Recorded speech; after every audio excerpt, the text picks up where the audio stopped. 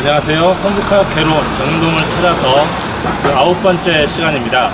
오늘은 정릉 2동의 교수단지 마을을 찾아왔습니다. 교수단지 마을은 조선왕릉 정릉의 입구에 있는 마을인데요.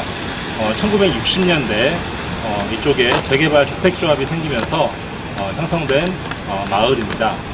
서울대학교 교수, 교직원들이 조합을 만들어서 토지를 불화받아서 형성한 마을이라고 하는데요. 오래된 집들이 많이 있고요. 그리고 여기에 오래 사신 주민들도 많이 있습니다.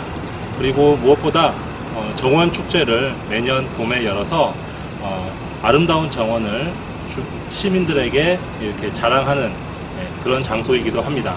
그래서 정릉동의 아름다운 마을 중에 하나인데요. 봄에 오셔도 좋고 가을 언제든 오셔도 넉넉한 골목의 인심을 느낄 수 있는 그런 장소입니다.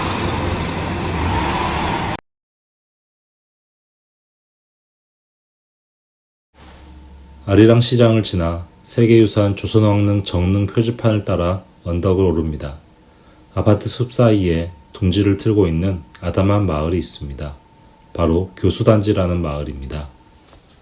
조선의 첫 번째 왕비 신덕 왕후가 잠들어 있는 정릉과 그녀의 원찰 흥천사 사이에 위치한 마을입니다. 그럼 먼저 이 마을의 역사에 대해 알아볼까요? 1960년대 정릉동을 비롯해 도남동, 기름동 등지는 인구가 급증했습니다. 그러나 그런 와중에서도 조용한 곳이 있었으니 바로 정릉고개와 정릉 입구 사이의 산비탈 지역이었습니다. 이 일대는 예로부터 정릉 능역에 포함되어 있어서 해방 후에도 정부가 소유한 임야지대로 남아 있었습니다. 한동안 주택이 들어서지 않았는데 1963년 서울대 교직원들은 사단법인 서울대학교 주택조합을 결성하고 정부가 1965년 정릉동 599번지 주변에 임야를 민간에 불화하면서 주택 건설의 여건이 마련되었습니다. 이는 민간에서 조합이 결성돼 주택단지를 개발한 첫 사례였습니다. 이 마을 이름이 교수단지인 것은 서울대 교직원들이 만든 조합으로 탄생했기 때문입니다. 그러나 주택단지 조성은 순조롭지만은 않았습니다. 1960년대 부동산 붐의 여파로 조합원 간 갈등이 생겼고 엎친 데 덮친 격으로 1968년 1월 일명 김신조 사건이 일어났습니다. 이 사건 당시 북한산과 북악산은 무장 간첩의 서울 진입 루트였으므로 북악산 자락에 위치한 교수단지 건설도 영향을 받지 않을 수 없었습니다. 어수선한 상황 속에서 교수단지에는 대지만 매입해놓고 건물을 짓지 않는 경우가 허다했습니다. 그래도 느리게나마 주택 건설과 입주는 계속 이루어져 점차 마을의 형태를 갖추어 갔습니다. 게다가 이곳은 택지개발 당시 집터를 넓게 조성했으므로 지금까지 현대적인 양옥 건물에 마당과 대문을 갖춘 집들이 많이 남아 있습니다. 매년 5월마다 열리는 정원축제는 교수단지 마을의 대표 행사입니다. 정원축제는 주민들이 집 마당에 정원을 꾸며 일반 방문자들에게 공개하는 행사입니다. 매년 봄이 시작되면 이곳 주민들은 올해는 어떤 꽃을 심을까 궁리합니다. 교수단지를 한 번이라도 찾았던 시민들은 달력을 보며 마을 축제, 정원이 들려주는 소리를 준비하는 주민들의 소식을 기다립니다.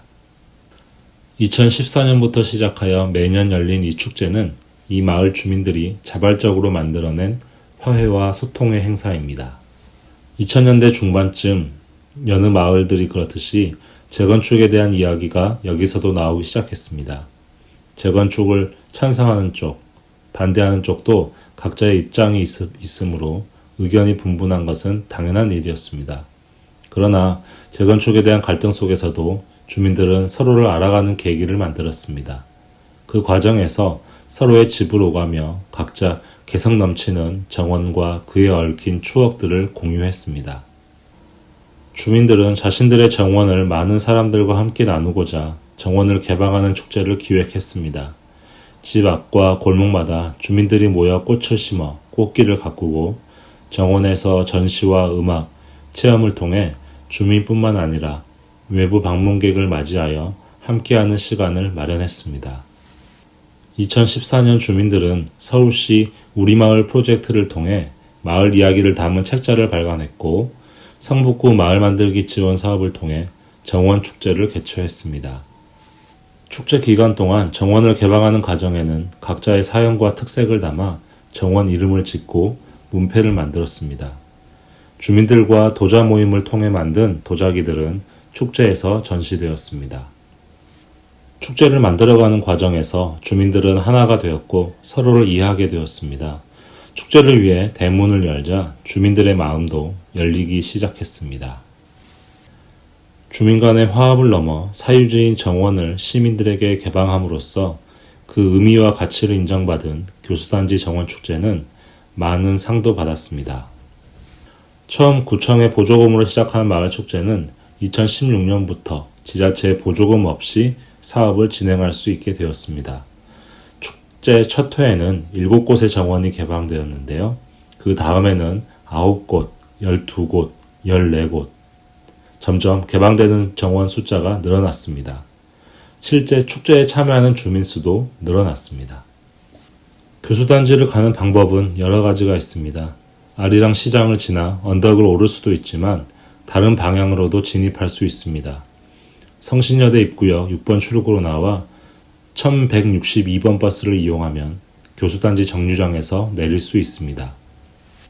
그러면 바로 앞에 정릉 교수단지를 알리는 표지판과 함께 마을로 들어서는 입구가 있습니다. 정릉 숲과 멀리 보이는 북한산을 마주하고 마을 언덕을 내려가면서 마을의 꽃길들을 만날 수 있습니다.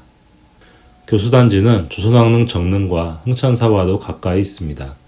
마음만 먹으면 정릉의 아름다운 숲, 교수단지의 여유로운 골목, 흥천사의 훌륭한 불교 미술을 한 걸음에 감상하실 수 있습니다. 이만한 박물관이 또 어디에 있을까 싶습니다. 혼자서도, 둘이서도, 여럿이 와도 좋은 곳입니다.